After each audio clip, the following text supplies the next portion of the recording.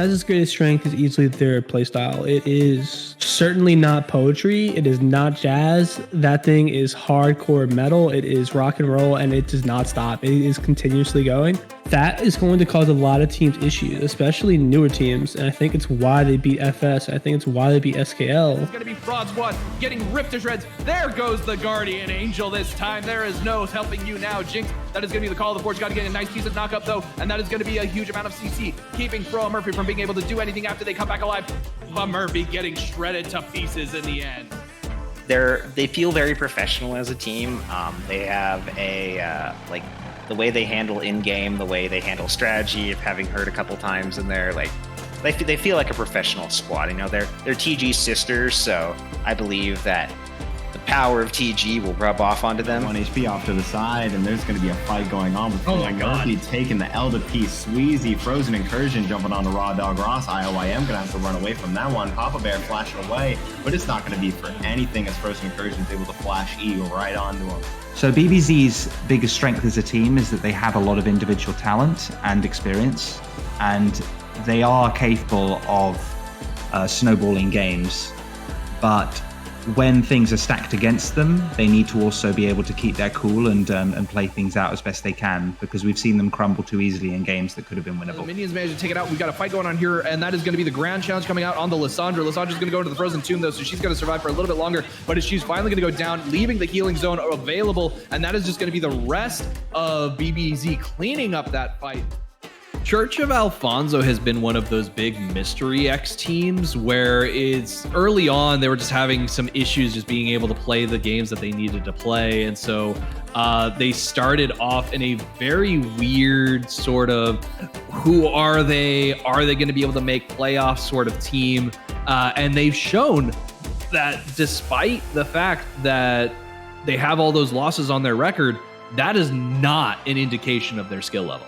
Time dancing around these tower shots, getting so much damage onto Theracles. Watch this. We got the nice root right there. It's going to be a stun, and it's going to be Paytime picking up a kill as Thera just walked a little bit too far away from his tower. That is going to be the heck. HBK's biggest strength is definitely the individuality as players. Spears has definitely proved his flexibility, his worth.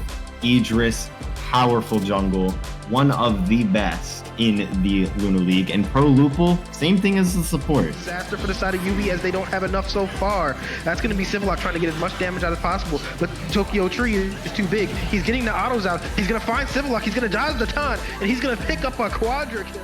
I don't recognize players or names from season 1 anymore. It's filled with all of these new players, all these new names. UV's names are probably the most famous and most talked about in this league now. I don't know, teams can't beat them, and like it's hard. I get it. I've been there. I don't know if Jeff is playing in playoffs or not, but I don't like to think that a version of UV without Jeff is weaker. I don't think teams should feel any less threatened against whoever they field, whether Jeff is playing or not. But you know, barring any more injuries, UV's the team to beat, and these next 3 weeks will show us if anyone can do it.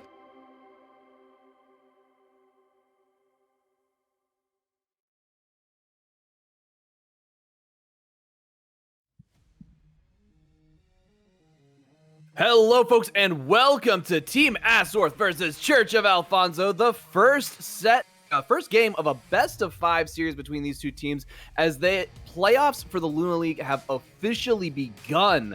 I am your friendly neighborhood shoutcaster, Shargan, and I have joining me on the caster desk today, RLS Escape, so it's going to be a little bit interesting. We basically got double play-by-play going on today, so we're expecting it to be hype. So let's just hop right into this. Escape, what are you thinking about these two teams right now? I mean, we're looking at a team that really hasn't had the chance to play too much with Church of Alfonso against Azorth, which is the team that plays very aggressively. I think that their drafts in the past have really shown that. They like to go for early game picks. They like to try and snowball. That's where they're usually successful, is if they can get the win or if they can get the gold lead in the first 10 minutes. So, you know, we're looking at 6th seed versus 3rd seed. I think this is going to be an uphill battle for TAS, but, you know, we'll see how they go, see how this draft starts.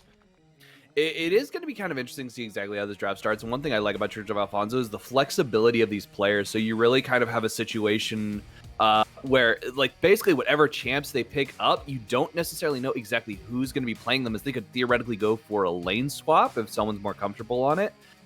Immediately we do, so that is going to make it hard for Team Asteroids to kind of get their picks and bans out, but we do see that the Zac and Victor have both been taken off the table, two extremely powerful champs, and are immediately picking up the Graves on the side of Team Asteroids with the response of the Nami Lucian, probably the most disgusting bot lane in existence right now. I think Nami Lucian has definitely got some dominance. I think that's a really safe early pick to just take completely blind. You were talking about how Church of Alfonso can take stuff to multiple lanes. Well, TAS has decided to do that too. The Graves obviously can flex between that top lane and the jungle. It's very preferable top lane right now because it's just such a big lane bully. It scales so well. Leona picked up to try and give some aggression into that lane, and you'd expect a misfortune here. I would expect something like a misfortune to definitely come out. It's the obvious lane dominant choice. It's going to be really good to go in with Leona. It's something that can trade well into Nami Lucian, which is a big deal. Obviously, Nami Lucian is just able to take those big engages. That's another option to go for all-in engage. Pick up that Tristana instead. Getting that Tristana is definitely going to be really useful. Again, I think that just some really good push potential out of that is going to be really nice. Getting those towers taken down as quickly as possible. I do kind of feel like early on they've got to play those trades really carefully because Nami Lucian, it's like the amount of CC that they can provide with the Nami bubble and then the heals are just, it's going to be such a rough bot lane for Team Asteroids to fight. Yeah, and I'm kind of surprised actually because we see the Gangplank locked in after that, and that is effectively blind. I mean, obviously, Graves has had a big showing at Worlds right now, being played top lane. It's super high pick ban. But instead, that obviously it could be flexed, and instead we have Gangplank going into that, which is kind of a surprising option. That's a lane that can struggle. Gangplank is a big point of weakness on teams, especially in the early mid game. It scales so well. So interested to see what they're going to pick around that. I assume that GP is going top lane. We have seen GP mid in the past, and as I say that, Malphite does get locked in. Yeah, so we are seeing the Malphite locked, and so there's something kind of interesting I do want to point out, is that Church of Alfonso were expecting Fraud Squad to be the ones to go into this, and so they were kind of surprised that Team Asteroids was able to pull out the victory. So that could be why they decided to go ahead and pick the Gangplank blind, where they're just like, you know what, we're comfortable with it. We feel like the Team Asteroids is a team that we're just stronger than, so we're able to pick whatever we want in going into this game.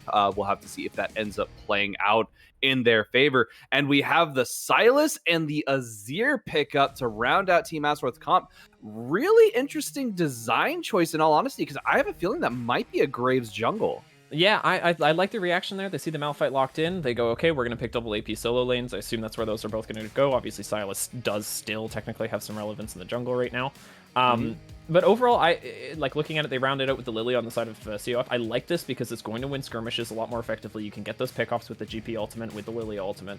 They're going to have the mid game advantage, I think, and it's going to be up to Azeroth to win their lanes on their own and try and snowball off of that. Absolutely, the snowball is the way to win for Team Asteroids, because if we look at this, the amount of tankiness on their side really is non-existent, because the Sylas is basically built all around his healing. So if Church of Alfonso is able to keep him from actually becoming a giant death ball and actually get some healing reduction, then they should be able to do just fine. I do like this Azir pickup because we saw last game how well it worked out for Team Asteroids with that Baron steal, which was absolutely insane. So I think once we hop onto the Rift, it's going to get really spicy. Yeah, I'm really interested to see where TAS's champions all end up going. Yeah, okay, so basically as you're expecting, that is GP in the mid lane. Looks like a bit of a setup top lane. Maybe they're going to go for some sort of invade here, get some early vision. That'll be a good option for them. Obviously, you want to keep track of where that Graves is in the early parts of the game. Does have that early prevalence. He goes clear very quickly, very healthily, and can get those good ganks off. And this is spotted. Yep, and we do see that this invade is spotted now. It doesn't look like TAS is really planning on contesting it too much, though they could be going for a pincer right here. Yeah, no, and it doesn't look like they're on time to really get any champions out of this. They might try and catch the recalls, but I think the missed opportunity here for TAS is that they didn't immediately go into that bot side jungle. They see all 5 top lane and get the counter vision. That's the obvious, easy counterplay to this. It's very low risk, especially if you see everyone on that top side. You just walk up, get that vision in the bot side jungle. And obviously Sweeper's picked up for both sides, but I think that the fact that they're going to miss out on where this Lily is going to be starting is they lose a bit of information that they could have had. Yeah, I think it's an instance of like actual visual information. They're going to assume that Lilia went for blue because of that ward. It will mean that they don't know the timing, which you're absolutely right on. So that's really going to kind of be something they're going to have to go on gut instinct, which we know TAS likes to do as kind of a general rule. Yeah, no, that's their favorite. And obviously, like, the other thing that you have to worry about is with how fast Lilia's clear speed is that she could be starting on that red buff. I mean, and now that they've seen bot lane is almost certainly leashed, then they should be okay. But Lilia can just walk through, take jungle camps, no problem. Like, that's a big risk. And on the other side, you know, Betray always has the option to just walk into Graviel's jungle and just shoot the deer, right? Like that's a very dangerous matchup here to really not have that kind of information in. Yeah, look at that. The amount of damage K1ZZ is able to put out and then dish back. It's not a pool noodle fight in this top lane like it usually is. Yeah, no, we see comment on the Malphite, so this will kind of be stunted in the early parts of this game. We'll be waiting for about level 7 to really get some points into the queue. That's when the damage starts to come out from this build. I mean, it's very just free trading, walk away. I'm interested to see how this Gangplank handles the early stages against Azir. Did decide to go Corrupting Pot for the sustain, but we'll see.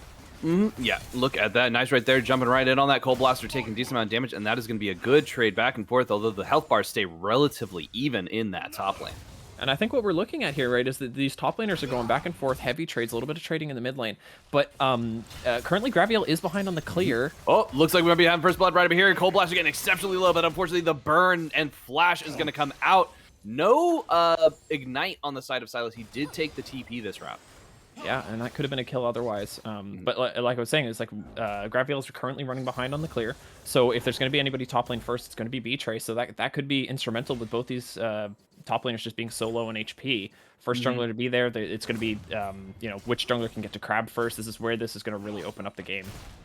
It very well probably could. I mean, we see Graves right now did pop the Blossom, so they do know that he's down there. He's going to start this Crab, and it looks like we might be having a bit of a smite fight. He is trying to blind Graviel out, does manage to pick, the smite does come out, and that means it is going to go over for the side of blue, so they are able to pick it up. Not quite able to pick up this First Blood. That's going to be the flash coming out, though. Big, spicy play right there coming out from TAS onto Church of Alfonso, both in the top and mid lane.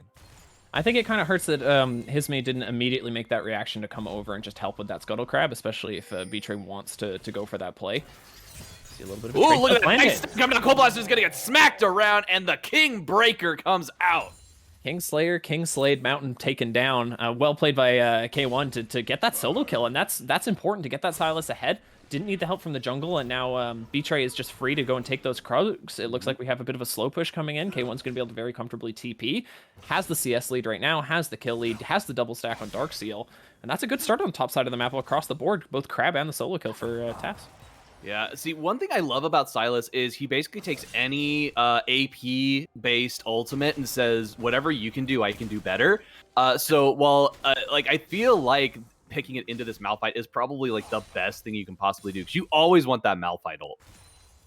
Yeah, no, and it's going to be really nice because one of the scary things that TAS would have to go through is trying to find and engage into Malphite, because obviously their main option right now is Solar Flare to get into the fight. Good engage right there. Nami's going to get hit by the Zenith Blade, and that's going to be the stun coming out. Paytime getting exceptionally low. The Sunlight's doing a lot of damage. Ignite comes out in the bomb as well. That is going to be Gua picking up the kills. They managed to take him down. Beshiwap is having to flash away in order to stay alive, and already we're starting to see TAS kind of putting that early pressure on. Nice fight here in the mid lane too. RHC trying to get some damage off. Not quite able to pick up the Hisme kill. Yeah, no, and Flash deciding to be saved from Paytime, doesn't flash out of there. Obviously thought that they were dead to rights with the damage. No heal in that bot lane. Obviously, Lucian just deciding to keep himself safe. And we were saying that they need to snowball off these lanes, and that's what they've been able to do so far in this top lane. And both those side lanes so far have been able to be really strong, and now it's going to be whether or not Betray is going to be able to get Hisme ahead. Currently down in CS, it had to take that early back. He's going to lose a lot of XP off of that because of the tower push. And that could be relevant towards Dragons. Obviously, you want that mid lane pressure. Ooh, like it. Anbo's looking for that angle. He's just waiting for it. We do have the ward dropped right on him. He's going to go ahead and ignore it, though. Jump riding onto Beshiwap. He does manage to get the sun off. However, they're backing off a little bit too late. We see Gua getting exceptionally low. The heals coming out from Nami. It feels like there's a little bit of a lag, unfortunately, on the side of Anbo's. He just kind of his reaction to that. Not entirely sure what that was about. So I do want to ask you, Escape, with the way this game is going so far, because that engage, really, really scary for TAS. But it does seem like Church of Alfonso may have underestimated them at first. I think, yeah, no kidding. And I think that that's something that we could all be guilty of right now. They're looking very strong in these early stages, and we were saying that that's where they're the strongest. I think the where that bot lane play really fell apart was that Beshiwap just grabbed the level 5. Just before they took that engage, both level 4 on the bot lane for TAS, and obviously Betray has to be there to bail them out. looks like they are going to take this dragon instead. And there was a small trade in the mid lane as well, and we were saying that we thought B-Trade was going to be the one to come down and assist mid, but actually K1 was the one to come down and kind of loosen up that mid lane, get some golden XP back onto that Azir. Yeah, and already we can see that we've got level 6s right here, so the King's Divide is going to be really, really entertaining once these fights start kicking off. And then Silas as well, already level 6. His TP is down for another couple of minutes, though. He does have flash, so all these engages on the Silas are going to be so tough for Church of Alfonso. Yeah, I think he has grabbed an ulti, just being it on cooldown. But I mean, honestly, it's okay for K1 to be missing the TP right now. Dragon already goes over to TAS. His TP is going to be back by then. It's not going to be a problem. And obviously, they are going to be able to take that Rift Herald with the Silas being on the top side of the map. Now, it's going to be about how can Gua and Onbo leverage some kind of advantage in the bot lane to give over that Rift Herald, and maybe they can start opening up the map. They can give that one to one of the solo laners, and that would be a huge boost for TAS to really just push this gold lead to something that's more meaningful than just 500. Yeah, just something a little bit more substantial. We are seeing a really good... I feel like Church of Alfonso may have gotten a little bit their foot taken... Got caught on their back foot. There we go. That's the phrase I'm looking for. Yeah, they got caught on their back foot at the beginning. They're like, oh, wait, and they stumbled a little bit. Now they're starting to regain their composure and really getting into this. So TAS does need to start making some plays here. They need to start getting really aggressive. We might see something here as the Malphite comes down. Yeah, and I think that could be representative, especially with their draft, because they have picked a very heavy scaling mid laner. Obviously, GP is the champion that is known for one-shotting entire teams more than any other champion in League history, I would say. If there's anybody who's going to press one button and take away your whole team, it's going to be GP. But instead, on the other side, they have a very lane dominant champion in Lucianami in the bot lane that hasn't been lane dominant so far, and that's been really a weakness of theirs. But more importantly, it's going to be so hard for that to scale when you're dealing with Silas, when you're dealing with Graves, when you're dealing with Azir, especially, just such a high range pick. It's going to be so hard for this Lucian to try and team fight. And there's no front line for him to really comfortably hit, so I think they're going to be really reliant on that Malphite and that GP to try and take them into the later stages of this game. Yeah, it's going to be interesting to see exactly how this ends up playing out. As we can see, the Gangplank is kind of hovering right around Rift Herald, so they are kind of looking for it. Onbo flashing the emotes as well. Look at this. They're just they're waiting for it.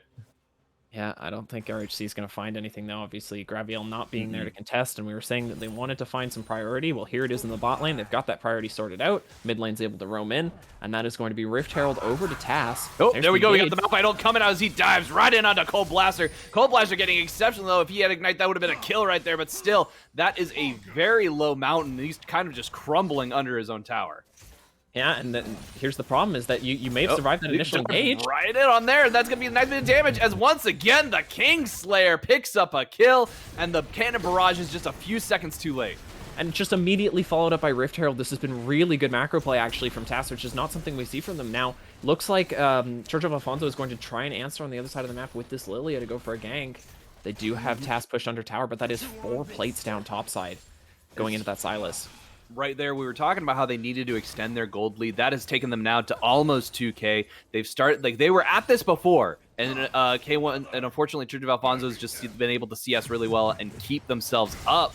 But I think most of that gold is going onto the Lucian and the Gangplank, who just haven't been able to escape their lanes.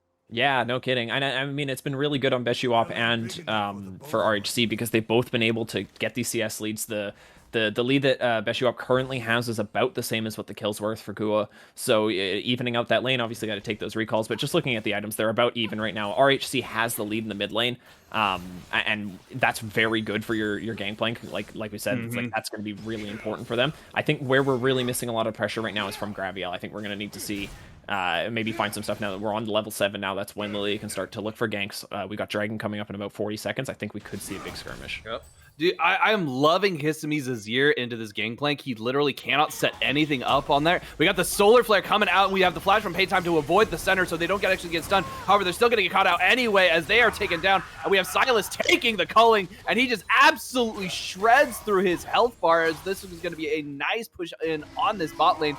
Beshuop bringing out his own culling as well, trying to take out the minion wave. K1ZZ trying to get the Kingslayer. The Flash is going to keep him alive, though. Gua flashing as well to try and keep the engage going, but we've got a slippery Sentinel Light escaping this, and that is just going to be a couple of tower plates going over to the side of Team Asworth for that, but that is a lot of resources burned. K1 has been so instrumental in all of these good macro plays. We were just saying Dragon's about to spawn, K1 is there. Rift Herald's available, K1 is there. Getting kills on the top lane, getting kills bot lane. He was there mid to bail out his main. This has been such an impactful Sylas. And he's playing top lane, the island lane. How are you getting around the map and being this efficient, getting kills everywhere, creating pressure everywhere, and on Sylas, who's supposed to be struggling right now? He's definitely on like one of those, oh god, I'm trying to remember what they're called. They're like lion turtles. So he's kind of just roaming around the map, making plays everywhere. He's not being by himself, like you said.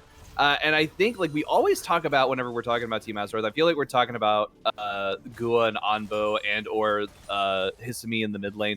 So for K1's easy to be popping off as crazily as he has been. It's kind of showing just how intense Team Asworth is. There he goes again. Nice engage. Paytime getting caught out and getting absolutely shredded. Right there we got Beshiwap as well. He's trying to pick up that shutdown goal that's available on K1's easy, and that's going to be him caught out. Malphite knocking him up in the air, allowing that to happen. Beshi's going to have to hop over the wall to stay out of this upcoming fight as the 4 members of Team Asworth are just engaging in on this hard cannon barrage comes down, but that is going to unfortunately not find too many targets. Look at that though, the damage coming out though is unfortunately Gua stepped inside of it. So did Leona, getting really low. B-Try getting trying to chase down Beshiwap, not quite able to find this target. He doesn't have ultimate anymore, and that is going to be the shutdown.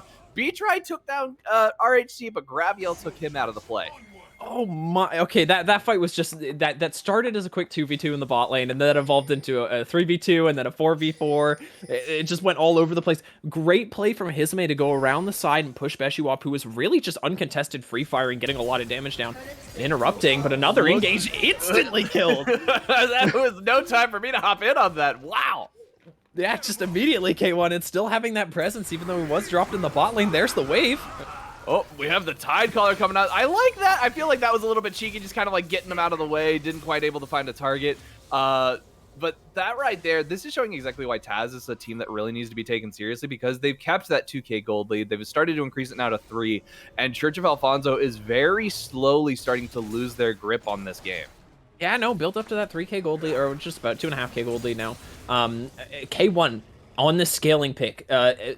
Hisme on the scaling pick. Gua, honestly, Tristana can hit very well in the later stages of the game, where she gets all that extra range. B-Tray will eventually hit critical Graves Mass as they collapse down on this mid lane. And now RHC, where do you go? RHC's trying to find a way out. Unfortunately, he's going to get caught by a just Everfrost right there. He gets stuck in there. Nowhere for him to go. RHC, he gets caught out by B-Try, who's jumping right in front of him, getting just a couple of shotgun shots in his face, picking himself up yet another kill. So that, honestly, so like if we look at the scoreboard now, that is a 5-1 Sylas. That's terrifying. Absolutely terrifying at this point in the game. That you never want to see that at any point. He obviously got the first tower, so we're not seeing some plates in there. Obviously, has been roaming so much, so is down a little bit on CS, but I think overall the plates will even that.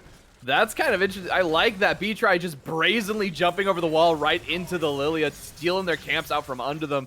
Now Cold Blaster, who's probably waiting for the Sylas, is like, oh no, I've got to actually wait until they group up before I ult in there. Yeah, no, and there's no damage there, obviously. Graviel has that Leandry's finish. There's the ulti. Oh, there we go. We have the Malphite ulti coming out from Sylas as he jumps right in onto Cold Blaster. The damage he does means that the CC that K1ZZ suffers and takes tower shots does nothing. Look at this play from TAS. This is grouped play. When we think about okay, I say that now, and we might see K1 getting caught out here. Yeah, he's running away right now. Probably a good thing the Kingslayer didn't connect right there. Would have dived right in on 3 of them. Yeah, that would have been problematic. But when we talk about TAS, we're normally expecting them to be kind of like individual laning. This is where we're going to win, is through these early plays, individual. Let me get my own gold. They haven't done that so far. They've been working as a group. They've been collecting these kills. 3 people collapse on mid lane, pick up a kill, everyone gets an assist. There's kills bot lane, everyone gets assists. K1 has just been everywhere. This huge kill participation on the Sylas, who, like we said, has been top lane. Brought that TP and clearly has made good use of it so far. We're looking at a dragon coming up very soon. The resets are already done for TAS, so they're going to be able to walk in and get this vision. Yeah, and I'm looking at it right now. RHC does have TP, and honestly, the thing about Gangplank is he doesn't really need to be physically present for some of these fights, just because of the fact that you can drop the cannon barrage and how much damage that thing will deal from across the map as long as they time it right. So they do technically have the TP advantage on the side of Church of Alfonso, but it really feels like that Team Azorth is everywhere on this map anyway. Yeah, and here's the vision cleared. We got 10 seconds till it spawns, and as COF just tries to get over towards the Dragon Pit, they don't have the wards available right now, and you can't send Nami in there to go and deal with stuff on her own. Nope. The recall coming out from Hisme is a little bit strange. Okay, it does actually end up canceling that. Now we have Dragon started. We do have it started, however, K1. all 5 members, look at this. I like this K1 with the flank on the side, the Tide Caller coming out. It doesn't actually find anyone, though, so that is a used hijack that's going to be just out of commission for this fight. Cannon Barrage is going to force the rest of the Team Azorth off. They are kind of taking the same... No, I'm saying they're taking the same bet. They do not. The King's Divide comes out, and they force this fight to start. Unfortunately, that means that the Dragon goes down. However, they're picking up the kills. They're getting the damage out as Team Azorth actually turns that around. Wow, talk about a crazy one. 5-man Emperor's Divide just after Dragon goes down from Hisme, making a hero play, getting in there with Flash. Comes out, and he's already gotten removed Scurvy, so he's not able to escape the CC. K1ZZ picking up a kill. Bob coming out, and an ace for Team Azorth. What in the world did we just see? What, like, just a huge turn of events. Like, obviously, TAS has been able to win this game so far going into this, but this is where you're expecting COF to play good, and they have the early advantage there with the GP ultimate. They have Gua Chunk, Beastray Chunk, zone him off, they get Dragon. Okay, walk away, but you can't. Massive ulti from Hisme. So much damage comes in. Gua jumps in head first. Absolutely no problem with that. And K1 isn't even here until, like, basically the end of the fight, just able to pick up a little bit of gold for himself. But it was such a good play from Hisme to just say, like, no, we're gonna win this fight. And then obviously K1's there for the cleanup under the turret, and that's an ace. They lose Dragon, but that's absolutely worth. That was ridiculous, and I can't speak to how the macro has improved dramatically for Team Azorth, and just what they've been doing it's almost like a totally different team. Yeah, it looks so strange. It's very good play, and it doesn't look. This has never looked undoable for TAS. They've always looked like they've had those moments where they've had this coordination. They've been ready. Obviously, they had K1 on the flank for that fight, which was so big. But they've always had brief moments of look at this coordination. If only they could do that more. Here it is. They brought it just in time for playoffs, and look at what it's got them. What is this? Like massive lead, 10 kills up. They're grabbing the objectives. They've gotten a Dragon advantage. They're going for it. Like they've got towers. This is looking so good for TAS. It is, and the thing is that while they did give up the Drake during that last fight, the fact that it's an Infernal Soul that they're fighting for, they're like, it's just one. It's okay. We could get the next one, and then we'll be on Soul Point. Yeah. No, and items finished up now. Gua, it can't ignore 5-1 on that Tristana, 7-1 in that top lane, 3-1 in the jungle. TAS is just looking so big. Now what you have to do is a Church of Alfonso and say, like, okay, we need to find picks. We need to find them on the rotations, which it all stems from vision control. We need to see a lot more wards coming down. But who's going to be able to get those picks is the question, because like you said, if you look at the leads on the side of Team Azorth and you look at where Church of Alfonso has their gold spread, it's like Malphite just can't go anywhere near this Sylas, or they're just going to get popped instantly. Yeah, it's going to be really challenging. They're going to need to make use of the amount of damage that GP is still going to have available. Sheen Finish does have a chance to crit, but it's quite low. They have to slow this game down.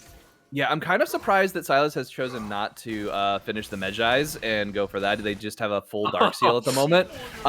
They do have 2 whole items, though, on top of it. So, like, that is just... It's so gross and terrifying, and like right here, just look at the damage the Sand Soldiers are doing to RHC. 0-0-5 Azir with CS, and that's all that's gonna happen there. It's such a difficult place to be right now. He doesn't even need the kill. Oh no, K1ZZ's been drowsy. That's gonna be him coming out. Unfortunately, he's gonna be put to sleep right underneath Graviel. He tries to hit the Abscon, doesn't quite hit it, so that was good use of the CC on the side of Church of Alfonso to prevent him from getting a kill. But they aren't able to take him down. Immediate cross map. K1 has TP available, so we start Baron. We see jungle and top lane, bot lane, so we're gonna start Baron. Yep. Are they going to be able to finish it, though? It looks like they're just kind of baiting over. Now, Hisme has the option here to go for the Emperor's Divide and pull RHC out of position here, but it looks like they're just going to go passive. Obviously, still contested in the bot lane. Yep, that's exactly it. And I do like their play around this with Hisme on that backline. They were prepared for it. The TAS is going to find a massive number of targets, and that's going to be RHC get jump flashing in there as well. Culling managed to take out multiple members. We aren't seeing a TP come out from Silas until just like right now. He decided to back instead. TP is coming out. He's going straight for the mid lane.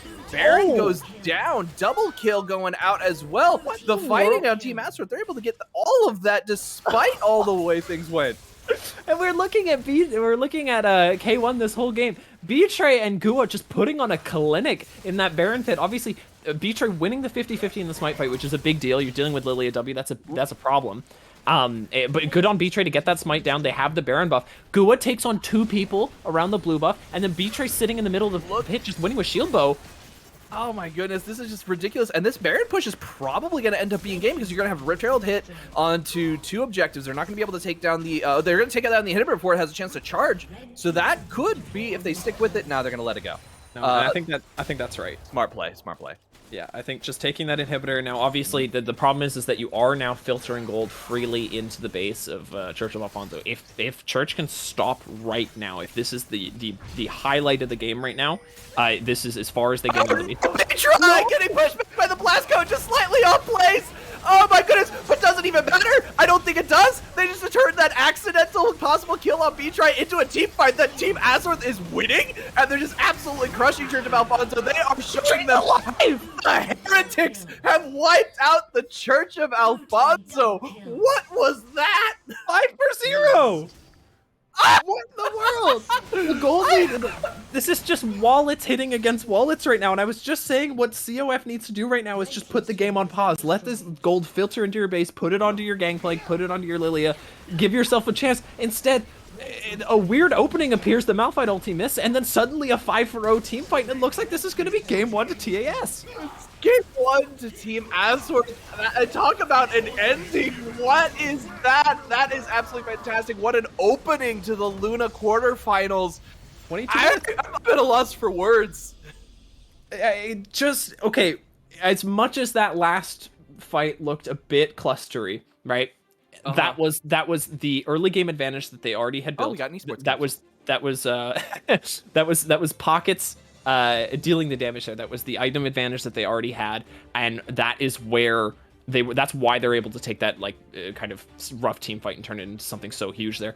Big step up from K1 and Betray this game to do so much, but we can't ignore how well Hisme was able to neutralize in that mid lane, keep himself ahead. Massive ulti, you can't forget. And Gua honestly came out of the game so far ahead bot lane, in a really scary lane too. Lucianami's terrifying. It is, and if you look at the damage charts, it looks like they shouldn't have come out ahead as much as they did, but I bet if we were to look at the damage done to objectives, just because of the fact that Team Azeroth was able to hit the objectives while they weren't, yeah, it's like right there, you're seeing exactly what it is, and it's just kind of like, it's nuts. Team Azeroth absolutely doing a fantastic job opening the series. Church of Alfonso needs to make some adjustments, and primarily in draft is where they really struggled this game. Picking Malphite that early is really dangerous. Obviously, they have to deal with double AP after that. But obviously, there are some big picks that they were not aware of. K1 being able to carry so effectively there. And I think they really need to make some changes going into game 2. They are going to need to make some changes going into game 2, and I am looking forward to seeing exactly what Church of Alfonso has in store. So stick around, folks. We'll be right back with game number 2 of the Luna quarterfinals.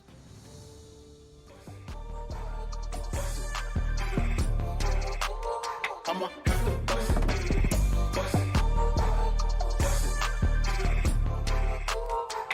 have to bust it.